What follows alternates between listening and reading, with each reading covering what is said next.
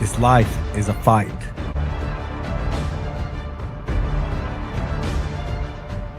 What are you focused on?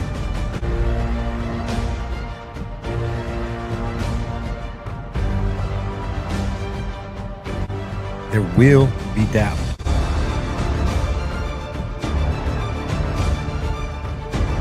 Pain, it's inevitable.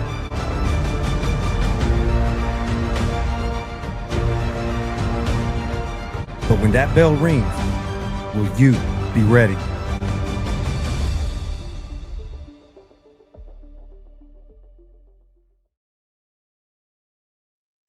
Welcome back to the Spit Bucket Podcast. This is JJ Solomon. This is episode 108. Moving right along, 108. And man, oh man, do we got a good one for you today. It's good to me. It's special to me. I hope it's good to you guys. Yeah, so excited. So as I mentioned on the title, tonight we will discuss Zuffa announcing that they're going to crown their first champion. Tonight we will discuss Errol Spence. There's a lot of birds a whispering out there, so I just kind of want to update you guys, the audience, what the ears are hearing here in Dallas. And then obviously, like the caption said, tonight we have an exclusive one-on-one sit down with the champ, with one of the greatest to ever do it, the 4-division champ, the Hall of Famer, man, the guy who brings back nostalgia when we think of those HBO broadcasting days, the Olympic silver medalist, the rapper, the movie star, everything, man. Roy Jones Jr. We're blessed with some time. I was blessed with some time with him this weekend. Make sure internet's coming all right. Man, I've been struggling with that. But anyway, hold on, guys. Let me make sure we're good here.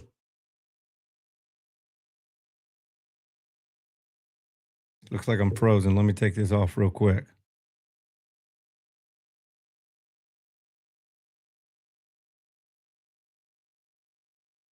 Man, I'm still frozen. Hold on. Give me a quick second. It's a bad time to have this happen, isn't it?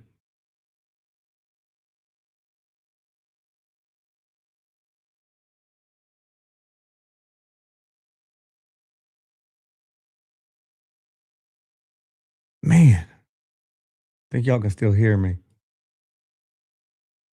All right, so we're just going to get out of this, and we'll get right on with it.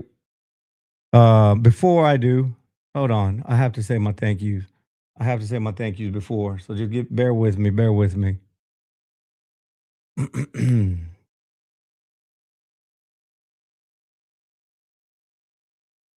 Just let me double check everything's all right. Give me a quick sec. In the meantime, here's a word from our sponsor.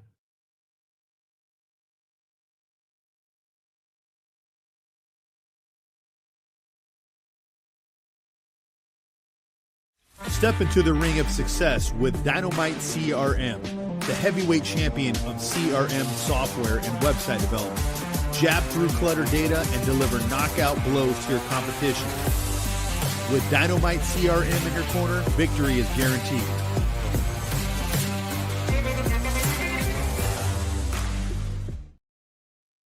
All right, shout out to the homies at Dynamite CRM. Before I get into this, I do want to say big time salute to Michael Montoya, Mr. and Miss Brown, JD, JB, Roy Jones, obviously, and the whole team out at RJJ. I'm going to talk a little bit about that here in a bit, but I don't want to keep you guys waiting. This was a recorded interview, so no need to deal with tech issues. I'm pretty sure I'll still be able to bring it to you. So here we go. Once again, Spit Bucket Podcast exclusive interview with Roy Jones Jr. Welcome back, Spit Bucket Podcast. JJ Solomon with a very, very, very special episode today. Obviously, we're not in studio. Obviously, we're on location out here in Dallas, Texas, at the new RJJ Boxing and Fitness. Now, I know you hear those initials, RJJ. Sounds familiar, don't it? That's because I am joined by none other than former 4-time world champion, the heavyweight champ, former HBO broadcaster, former silver Olympian, and we'll get to that here in a little bit. A Hall of Famer. Ladies and gentlemen, please welcome the GOAT, the legend, Roy Jones Jr. Roy, Thanks for joining me. Let me get it right for you. 4-weight division. Your 4-weight division. That's what I meant to say. Yeah, let me get that right. I'm a little nervous. I'm sitting next to greatness, bro. So anyway, man, welcome to Dallas. How's Texas treating you? Texas treating me great, man. I like to say everything is big in Texas. That goes for the hospitality, the love that they show you, the respect, the admiration they show you. It's like so everything is so good here in Texas that it's like to make it worth my while to come here and to indulge you the courage. Yeah? Yeah. Last time I seen you in Fort Worth, I don't know if you remember it, but we were waiting in line for that Virgil presser. Yes. And we were checking IDs, and that one dude was asking to check your ID, man. These youngsters. I don't know if this really sits with you, man. It's from the time that it's been since you won the heavyweight title against Ruiz, it had been the same time since Duran Leonard. So, like, does it set in with you that you're that kind of legend, the way we used to see the Durans and Leonards? How does that feel to you when you think about that time span? Well, it feels great to me because it takes a special kind of person to leave a mark that you remember years to come. That's the thing. And so the fact that I'm in that category is a blessing from God, that's thank God and big boy. And, yeah. That's what's up, man. Now, talk to us a little bit about RJJ. Boxing and Fitness, brand new. Today's a grand opening out here in Dallas off the tollway. Y'all come check it out. Talk to us a little bit about what you guys were working on. Well, we're opening up boxing and fitness situation, and the reason it's called it boxing and fitness is because a lot of it is not just boxing; it's mental training. You know what I'm saying? It's financial training. You know, it's like estate planning. There's so many different things that we're offering besides just boxing. You got to call it boxing because mental training. That's where it's just. So that's why we like it. That's why I love it. And you got to think about it like this. In boxing, I was different. Facts. Everything. I had a team. I rapped. I was in movies. I gave you something. When you watch a Roy Jones fight, sometimes you got to go back and rewatch it to see what you missed. You have to. You understand me? When you go back and watch a Michael Jordan game, sometimes you got to go back and watch it. See small things that you but miss. That box record don't tell you. You don't tell you. Exactly. You Wikipedia don't tell you. This is when you know it's got to be pronounced. Fights you see most of the time, you can go back and watch it. Mm-hmm. Why? You saw everything the first time. You know, that special there. You understand me? Roy Jones fight, you got to go rewatch it. He gave you so much that your naked eye didn't even catch it all. That's God. So when people often, like I see them put my name, like a guy sent me a thing this morning. Spence don't send me nothing like that. He's like, how they put this guy Bubby? Bro, I don't care. Don't even send me that. I don't take my mind that low to wonder how somebody put anybody ahead of me or anything. Why? Why do I have to ask? I know God. 100%. God knows. Who highlights the kids? Like I said earlier, who highlights the kids? Go look at it. Who you see them copying stuff from? Who you see them doing things like that from? Who did it before me? Muhammad Ali did. 100%, man. Yep, did some. A few other guys did. I mean, Camacho did some things. There are some fighters that were entertaining. Leonard was entertaining. There were guys that entertained, but nobody could ever entertain wouldn't back it up. It's different. You understand me? Because I took what all those guys did, not added to it. Which is why I was with those guys crediting. Because they didn't give me a baseline. How did I get what I got? I got to have a baseline to start knowing, oh, this is what people like. Got it. Now I'm going to add this. I'm going to take that and push that on for the next generation. You got something else to get up to and go higher. But not really we're getting on to it. That's why boxing is what it's at. Where it's at now. Nobody's entertaining. They just want to win and make money. That's it. 100%. That's not good. And we're going to touch on where it's at right now. Before we move on, I want to talk real quick. Michael Montoya, man. The name Montoya Boxing in the DFW community, it holds weight in the boxing community. I look at Montoya as a great boxing guy, but more importantly, the man. There couldn't be a better guy in the DFW area for young men, young women to look up to. Talk a little bit about your relationship with Michael Montoya and how you guys came together for this program. No disrespect to Michael Montoya, but it's not just Michael Montoya. Sure. It's the whole Montoya family. Fact. That's why I said that name rings a bell. It's by part of Michael because he's still the most active, but that whole family name means something here in Dallas. 100%. Michael Montoya has been nothing but the best of a person. He's like a brother to me. You understand me? Because anything I need, any suggestions, even the fact that as long as he's been in boxing, when you see me teach things, he still tell me, man, explain that to me again. I want to learn that too. we all can learn from each other. Sure. And when you find people that love the sport so much that they're willing to let their way to the side to learn another way too, that's humility for power. 100%, man. We all gotta have that. Michael Montoya has it. 100%. When you find a person like that, how can you not win? How can you not win with a person that want to get better? And I want to get better too. Yep. I did it at a level, like I said, that I've never did. I don't think nobody else has ever done it. But I want to get better too still. You can't stop getting better. If you do something wrong with you, when you stop trying to get better, it's time for you to quit. Every aspect of the word too, man. Not just better on wins and losses, but better up here, man. And that's what I appreciate about that Montoya family. Yes. Moving on. Now, Roy Jones. I'm talking about Roy Jones, the trainer. I'm gonna be real honest. Your style, obviously, the legendary style, isn't something that you necessarily want to teach the kids. It's not fundamentally sound. You know, with the arm down here, and that's Bro. well, okay, all right. Let's talk about that. How do you effectively teach your style? Which probably go. I mean, a lot of folks would say it goes against the fundamentals. Keep your hand up, that sort of deal. Talk a little bit about how you mix your style with your traditional fundamental boxing. So my style starts fundamental first. all right. You understand? You see me train my guys. You'll hear even in training, in sparring, or even in the gym, you see me say, "Hey, how you doing that with your hands down here? Get your damn hands in front of your face, because you're not protecting your face. You're not gonna last long." So the stuff that you see me do later on, that's for later in the fight. But what it is I teach you fundamentals. You can't learn about fundamentals. You can't learn how to play games without fundamentals. So what's that? I was a fundamentally sound. I was so fundamentally sound that I knew how to take that and go play games because of how sound I was fundamentally. I could do things. I can hit you with a hook from 4 foot away or 5 foot away because of my fundamentals. Not because of my talent. Not because I'm just built different. No, it's because the fundamental setup. But do you believe that you can teach your style? I mean, obviously not. It's hard to find somebody who's as gifted, just God-given gift with Roy Jones. Yeah. Now let me give you a little bit better. Hey, let's say it's God-given, but it wasn't God-given.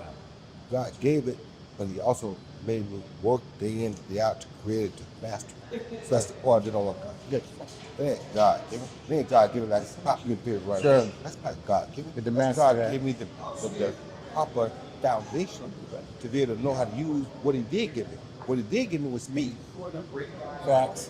So if I can get your hand a little lower than mine and get you in a position the right way, pow, I'll give you that right hand. 100%, bro. Yeah, that's, I can teach that to a guy that has that kind of reflexes. I see. I can't teach that to a guy that don't have that kind of reflexes. You understand me? So when you walk in that door, it's my job to identify with what God has given us. Because God gives all something. Sure. I don't want you to come in there and do it like me. I want to give you a foundation, and I want to see what you build off of that foundation. You understand me? So I'm gonna come and give you 4 posts, 4 ring rope, turnbuckles, pad for the rope. But I want to see what you put on that canvas. I love it, man. I You love understand it. me? Yes, sir. The basic of this ring is that corner posts and 4 turnbuckles, 4 ropes, and 4 corner pads. That's the basics of this ring. I gotta teach you that before we do anything. We gotta have a ring first. But what you put on that canvas, that's not me. Facts. You understand me? So I give you the basics. You gotta fill out the canvas. Now I'm gonna give you some ideas of what you might like this, you might like that, but you gotta fill that canvas out. That's not gonna need to do. Look, I know the answer to this next question. I appreciate that breakdown. Does training does it scratch the itch, that boxing itch? Does it satisfy that hunger for you? It really does, to be honest with you. It really does, because see, this is what else I like. You gotta go so many different places to teach these different characters that God sees. God don't see you a racehorse every time. Sometimes he see you a zebra. Sometimes he see you a greyhound. Sometimes he see you a Doberman pinscher. Sometimes he see you a pit bull. You don't know what you're gonna get walking through that door, but you gotta have an open mind to understand, identify with it, then go down the right road. I dig it.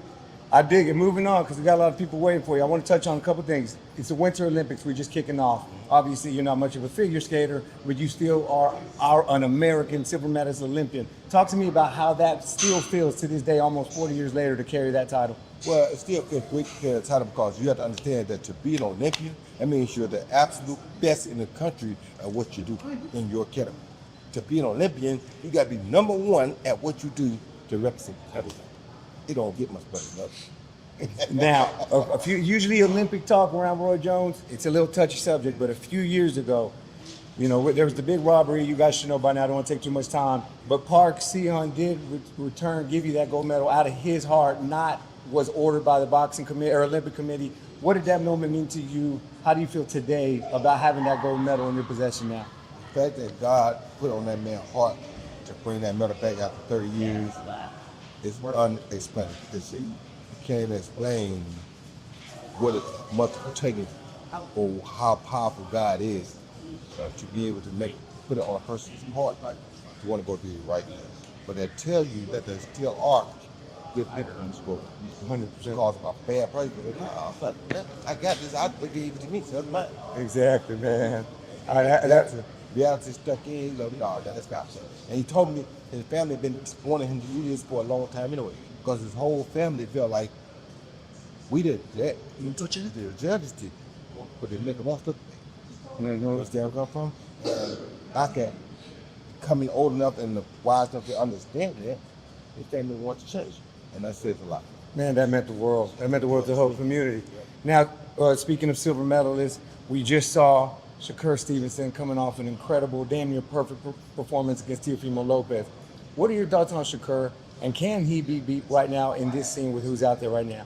No question that everybody can be beat, and there's somebody for everybody, but at the same time, it's going to be hard to find a person beaten because to beat Shakur Stevenson, you have to be ready to take miss and take out.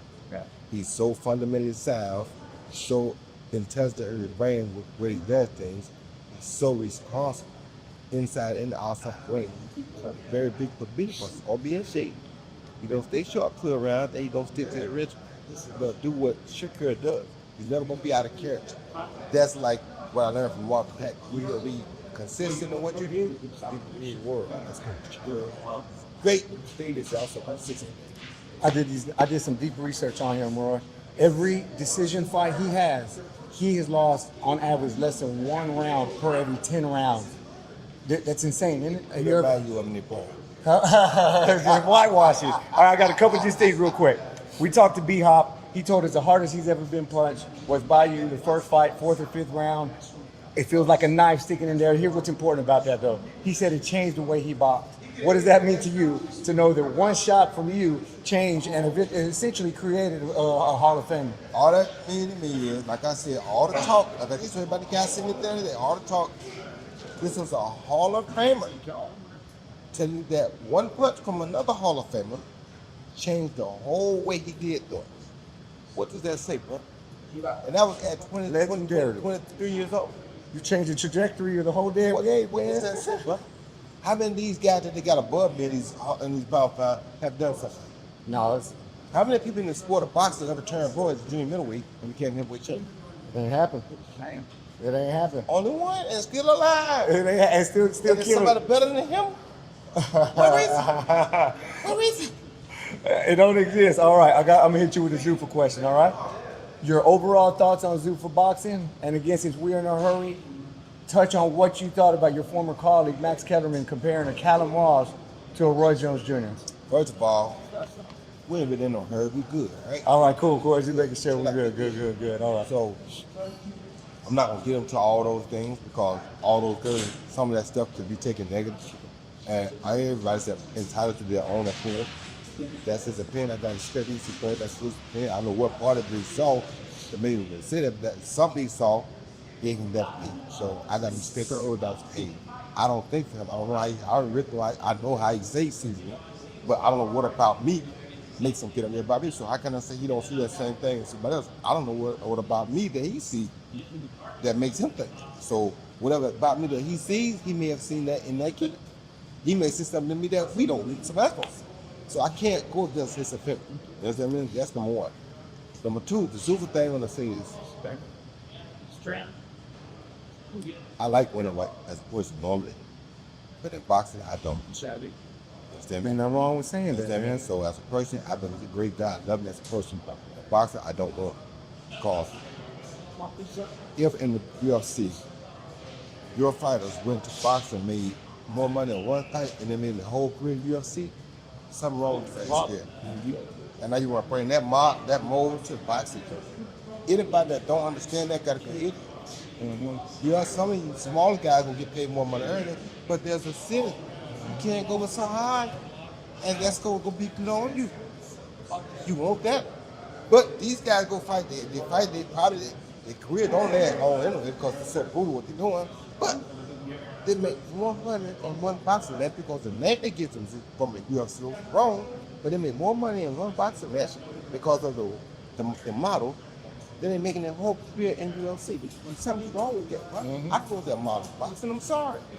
On that same note, though, man, don't you think that we are right now? It's like boxing's under attack. Wouldn't you say a little bit? The old school way of seeing boxing's under attack. But you got folks like the Sicilians and then the promoters playing these games. Don't you think boxing needs to tighten up if they don't want to be invaded? Like, how do you feel about them stripping Shakur? How do you feel about Ryan fighting for a world champion when he hadn't really a championship when he hadn't really earned that? Don't you think that affects Zuffa's ability to come in here and make changes? That should have nothing to do with what Zuffa doing. That should be all about the WBC and boxing and the WBC fixing boxing. That should have nothing to do with what Zuffa. Because to me, I understand some of the WBC's issues. Like, I understand a little bit of what they were trying to say about Crawford. I understand every what they did to Shakur is completely different and completely wrong. I do. Shakur did not defend the WBC title. Why do we have to pay? So I understand, but that's not a Zuffa issue. That's a boxing issue. The WBC been a boxing a long time. That's a WBC and boxing issue. That has nothing to do with Zuffa. Understand? So yeah, boxing wide open, but not for what they do. That model, we don't want that model in boxing. I agree. That's that. I'm sorry. I don't want that model in boxing. If I can leave boxing and go to track and make 5 times the money in track that I can in boxing, it's something wrong that I'm going to bring my boxing model to track. That's stupid. Why would I do that? All right, don't make a damn sense, bro. Hey, now, I got 60 seconds. I got a speed back. 60 seconds, one word response, and we wrapped up. All right. Prime Roy today. Where is he on pound for pound list? The top, like he should be in the way. Who's the GOAT? Buffer or Jimmy Lennon? Buffer. Boots or Virgil? Boots. Does Tyson's heavyweight record ever get broken? No. Would you ever wear a wig in the ring? No. And will these guys retire undefeated? Usyk? Yes. Anyway. Yeah. No. Shakur? Yes. Bam Rodriguez? Yes. Roy Jones, thank you for your time, sir. It's been an honor. Appreciate you, sir. Thank you, guys. All right. Let me get this thing off. And I'm still having problems here. Look, guys, don't leave. I've got somewhat breaking news. I would call it soft breaking news. Let me just get this figured out. I don't want to mess with anything while we were on. So stand by. Give me 2 seconds.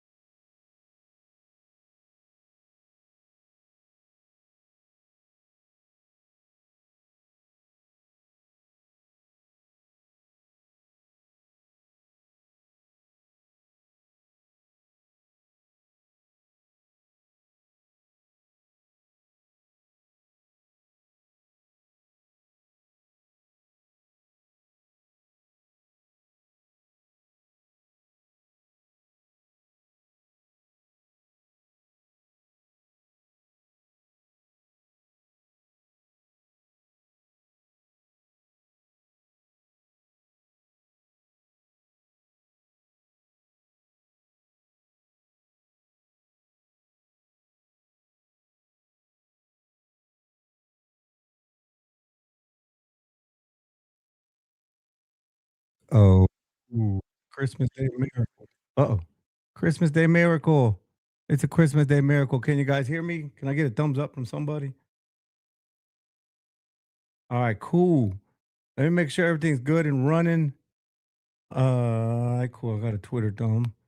All right, all right, all right, all right. Sorry, man. I knew something was gonna go down. I knew something was gonna go down, man. Everything was working too smooth. So anyway, that was my time with Roy Jones Jr., man. Like, what an incredible moment. But again, before we do that, before we jump in that, again, a massive thank you to the entire team at RJJ Boxing and Fitness. Again, obviously Roy Jones, but Michael Montoya and his team We touched a little bit about their importance to the community, specifically the boxing community in Dallas, North Texas, Texas, entire state. Mr. and Mrs. Brown, much thanks to them, man. Like I'll tell you what, like I knew this was going to happen, but with boxing, it's always so unpredictable. You never know what's going to go down. So I got there super early. I was helping set up just in case, and I'm so grateful to Mrs. Brown that she like I had to leave early too because it's my little girl's birthday party, and she squeezed me in before the freaking ticket, 1310 the ticket, the biggest sports station in the country. So I got that time in. So again, massive salute. I love what you guys are doing. Y'all should go check out the new facility on the tollway, just south of Skillman. Man, it's decked out. And like Roy mentioned, they're not just focusing on boxing and skills inside the ring. They're focusing on mental health. They're focusing on financial health. So big shout out to what they're doing here in the heart of Dallas. And I'm proud to say that those guys, that whole damn team of friends. All right, let's keep it moving. Let's keep it moving. It's still, I do have to say though, in those moments, like, man, and in the very beginning, I'm sure you could tell I was still nervous because it just bam, bam happened so fast. And it's just, you got to remember, you got a job to do. You got a job to do, because I can sit there and listen to these dudes talk all day, especially somebody with stories like Roy. But anyway, all right, let's keep it moving. As I mentioned, we had some news, some Errol Spence news. I'm just trying to make sure I'm staying on track. All right, so anyhow, let's get back on. That day, actually, Saturday, there at the grand opening at RJJ, Errol Spence actually showed up. I unfortunately missed him as I had to rush out of there, but Errol showed up. You know, he's kind of been in hiding. I don't mean hiding in a negative way. He's been kind of doing his own damn thing for a minute now.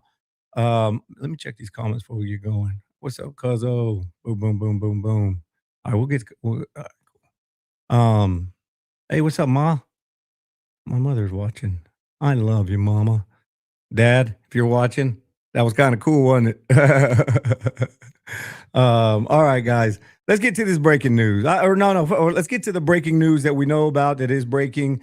Obviously,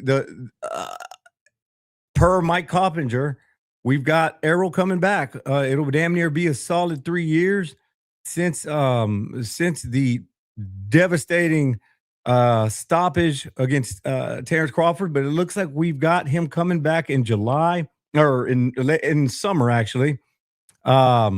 Looks like it's going to be Australia again, per Mike Coppinger. And man, like I don't know what to say. It sounds like Tim Tszew's going to have this isn't the news I was going to share, by the way. Tim Tszyu is going to have a tune-up. And we know Mr. Errol Spence don't do tune-ups. Big fish don't need tune-ups. And going right into it. And I don't know what to think. I don't. Big fan of Errol. I would have been perfectly fine with never seeing him in the ring again. The dude had a terrific career. Did what he did. Got beat by somebody who is going to be considered one day one of the very best to ever do it. It's hard to say it when we're living in the moment. Nothing wrong with Errol's career, but man, you get to missing it. You get to missing it, and the paydays obviously don't hurt. But an opponent like Tim Tszyu, who he himself is the Australian version. I just thought of this, Australian version of what we all say about Errol. Obviously, he didn't have the career that Errol did, but a lot of people think Tim Tszyu is done. I'm one of them. Tim Tszyu does not look healthy. Tim Tszyu, I don't think he should be fighting anymore. And I kind of said the same thing about Errol. And boxing has a funny way of doing this, because these guys who in their prime were dangerous. And now, man, you know, with Errol Spence, when you have that kind of money, man, like, I'm not saying he's Floyd Mayweather. Well, shit, we don't know about Floyd no more. I'm not saying, you know, he's making Canelo money or nothing like that, but he's been very smart with his money. And I've said it once, I've said it 100 billion jillion times before. Like, you can't just look at their skill set. You got to look at what fuels them in the morning. And 99% of these champs that we've ever met, their fuel to get into the sport, to become champs in the first place, was to get the hell out of the hood. Errol's out of there. So now it's like make believe fuel. Now it's like, yeah, I love boxing. I love getting punched in the face. I'm doing it because it's so much fun. It's kind of hard. I mean, I know these guys love it, but so do they love silk pajamas too. They love sleeping in. They love cuddling with their kids and their old lady. So, man, I, I don't know. If this is just straight prediction, prime versus prime, obviously I'm picking Errol Spence. If this was Errol Spence 1 year off of Terrence Crawford and current Tim Tszyu, I'm picking Errol Spence. But 3 years is a long time. Like a whole lot can happen in 3 years. Last time last time Errol Spence fought, I only had 2 children. Now I have 3. And we just celebrated her 2nd birthday. A lot can change, man. So salute to both. I'm going to sprinkle in a little bit more. We've heard a lot of these fighters say when they fight in their own backyard, it's such a distraction. I don't think Tim Tszyu needs any distraction. I know that's a long way from home, but if Errol and his team get there early and prepare right and are just acclimated to the time and all that, and are 100% focused on the fight while Tim Tszyu's hanging out with his family and all that stuff, hey, I think as we get closer to this fight, if it happens, I think I'm going to be leaning Errol Spence, despite everything we've seen. Now, we mentioned Errol Spence and his team, and that's what we want to talk about here a little bit. Let's get on with it. There are, obviously, we had these guys in over the weekend hanging out there at RJJ. Now, I've always promised this. I'm never going to come on here and say the Spit Bucket will have the breaking news all the time. No, I'm not going to do that. But I do promise you that if I say something, it's because I have very credible sources and very reason to believe it. We've had a few breaking news in our history, and they've been 100% spot on. So with this, I have plenty of reason to believe. And the whispers in Dallas and the butterfly and the little birdies are all saying that this is very likely to be who we see in Errol Spence's corner. Quote, unquote, if I was a betting man, I would bet. And look, that was like the second or third, that was the second and a half time I've heard that. But this, these are real whispers, guys. And, if you want to ask yourself who else is there, I mean, who else can train them? Who else would bring something? I don't know the answer to these questions. I'm asking you guys. The Errol Spence situation is a very, very unique situation. There's so many uncertainties. There's so many people who swear by the accident being the end of Errol. Where's his state of mind? How much is it? Like, how much in there is he? Me personally, like, nobody's gonna like this, but I've always said Errol Spence fights kind of like a Mexican. He's like a very athletic Mexican. When it comes to like who he fundamentally is. Why not get somebody who can bring out the best version of that, like a Robert Garcia?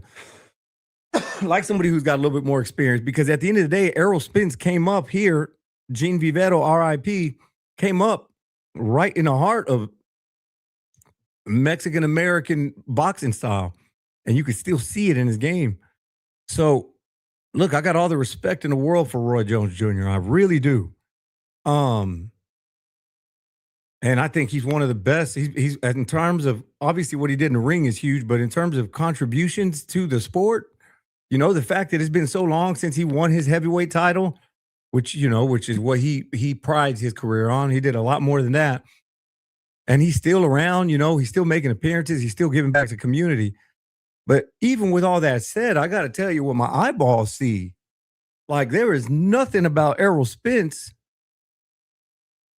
If Roy Jones is going into an Errol Spence partnership, there is nothing there, because Roy Jones says that he does. Like, I literally asked him, Like, do you try to teach this, or do you stick with the basics and then from there? And I can't see anything about how Roy Jones fought benefiting Errol Spence. Errol is at a stage in his career where he doesn't necessarily need to learn new tricks. He needs to learn what to do with the gifts that he's been given. He has tools. He's got. I've said this before, and the reason I picked Bud was because I thought Bud had way more. Errol is a tremendous talent, but who's going to bring what he's already got inside of him? Who's going to bring that out? And I would say Derek James, but damn, unfortunately that ended. So yeah, that's what I wanted to jump on here. We do the Roy Jones thing and bring that to you guys because that's kind of big news. Again, it's not official, but it's coming from very credible people, man. And so just to recap that, if I was a betting man, if I was putting money, if I was giving advice, which this is not, very good chance that we see Mr. Roy Jones Jr. in Errol Spence's corner this summer if we do see him fighting Tim Tszyu. Anyhow, I wish him the best. I hope everything works out. Obviously, if that fight gets signed and official, man, there's going to be tons of coverage on that. Tons of coverage on that. And then let's transition. Moving on. New topic. We talk Spence. We talk Mr. Roy Jones. Now let's talk Zuffa.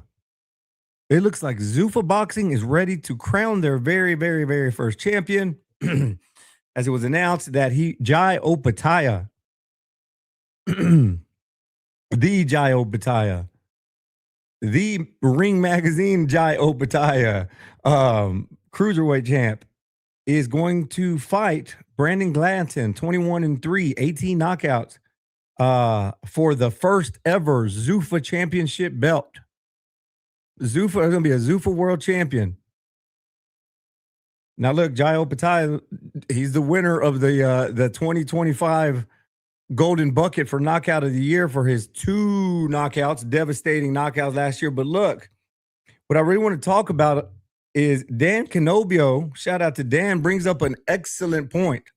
My very last live stream, I was on here yelling and screaming at the WBC and other organizations in boxing, not standing by what's supposed to be done or not making concessions. But Dan Canobio brings up a good point. Per their rules, the Ring Magazine, in May, it will be 2 years since Opataya has last fought a top 5 ranked opponent in Breedis. And he posted up a screenshot of their own rules. You lose a title, obviously losing a fight, moving to a different weight class, no fight scheduled in any weight class, no fight scheduled in your championship weight class for 18 months, or no fight scheduled against a top 5 contender for 2 years. That would make him ineligible. But guess what's probably going to happen? What we just talked about yesterday. The WBC, how they love leaning on their rules whenever they do something stupid. Well, per our rules and regulations, and my simple response is, well, why don't you just make some adjustments like you always do? Like you always break your rules a little bit?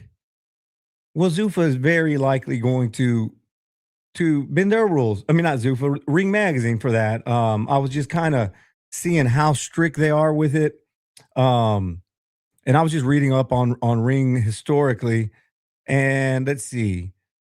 Yes, the Ring does have a policy that says a champ can lose the title for sure if they don't schedule a fight.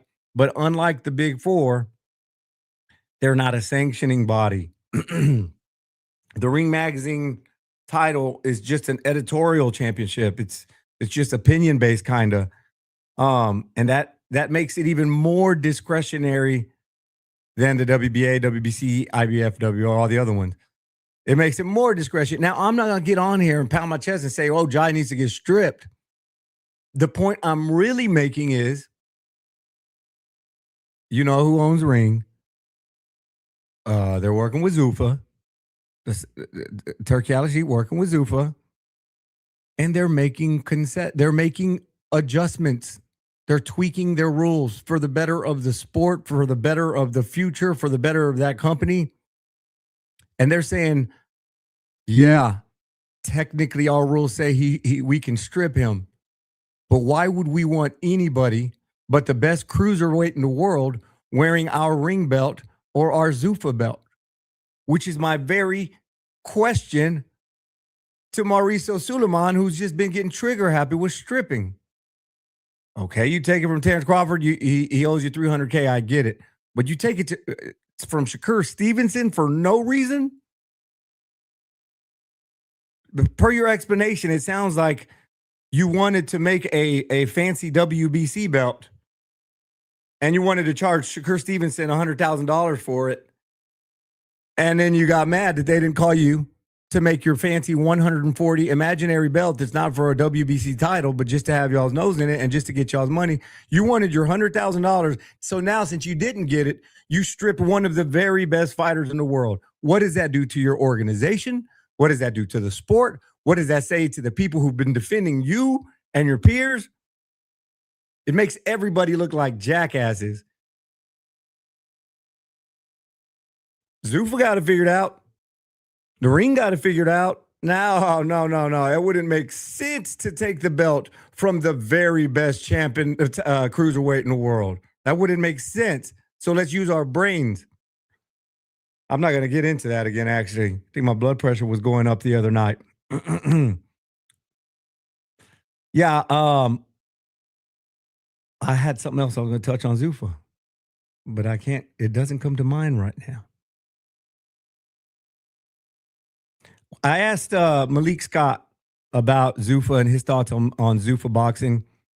Here's what he had to say. The most important thing that I like about Zuffa is if you're a young guy coming up in the game and you're 5-0, 10-0, you don't get to fight somebody that's 8 wins, 22 losses with 2 knockouts. No, they putting you in right off the rip. So that right there, whether young fighters realize it's good for them or not, I think that's going to help further their career because they're fighting quality competition at the beginning. So when quality competition come up in the middle by the end. Well, that's another good point about Zuffa. Like every episode that I come on, I want to say something good for Zuffa and I want to say something concerning for Zuffa. Matter of fact, I don't think I said anything concerning. They're going to actually give a war title. Their Ring magazine's kind of bending their rules a little bit. Everybody's kind of looking the other way. I hadn't seen Dougie Fisher say anything about it. And again, it makes sense. It makes sense why you wouldn't take it. He's still fighting. He's getting into a new organization. It makes sense. Your eyeballs tell you that he's the very best cruiserweight in the world. And you give him the belt. You give him the belt. And you don't charge him hundreds of thousands of dollars for it. It only makes sense. But, so the Malik Scott thing, another good point. It's something else that Zuffa's not going to do. We're not going to see an 18-0 record before somebody is even a contender. These guys are going to get straight into it. You're not going to see a guy juicing up that record with cab drivers, respectfully. Boxing needs cab drivers too, because traditionally that's how we elevate and we develop the champions, the Hall of Famers, those guys. So everybody has their role. But Zuffa theoretically will probably see less and less of that because like the UFC model, it's next man up. And are you ready or not? And if you're not, there's your opportunity. Is that good? Is it bad? We don't know yet. We don't know yet. It's different and it feels different. So a lot of people are going to be like, oh, that's bad because it feels different. We don't know yet. What we do know is bad is the current state of boxing. It's bad. It's bad. One of my coworkers, actually, I didn't know he was a big boxing fan, but he opened up big time and knew all kinds of, but he had so many questions.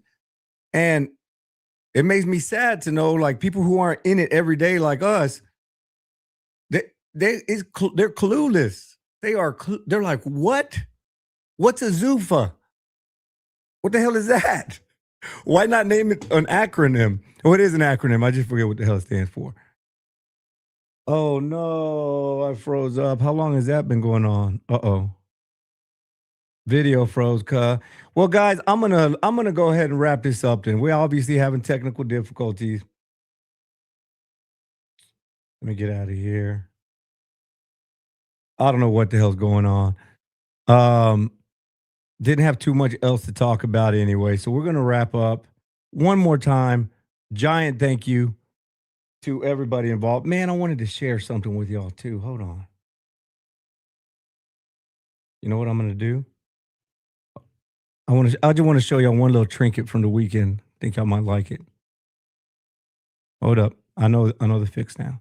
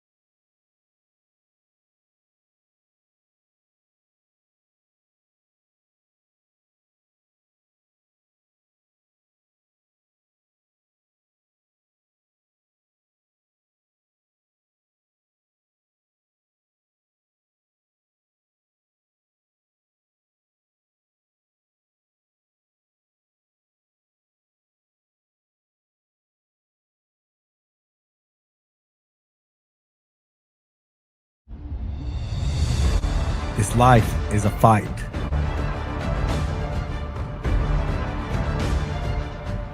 What are you focused on?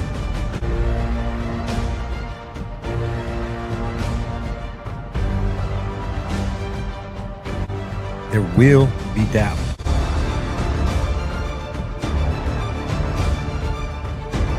Pain, it's inevitable.